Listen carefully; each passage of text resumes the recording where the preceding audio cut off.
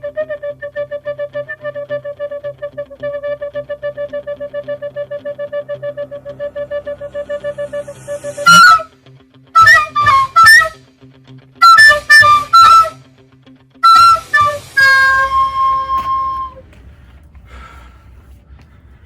you're recording? Yes.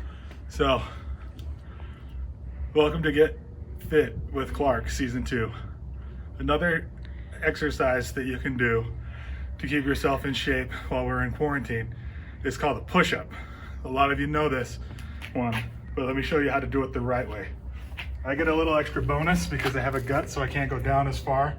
It works out for me, but I'm working on it. Time to get fit.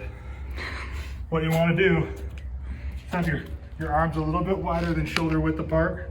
You're gonna go up on your toes and then down and up. That's 1, 2. And then you kind of just do those until you vomit. And that's the best way to get fit.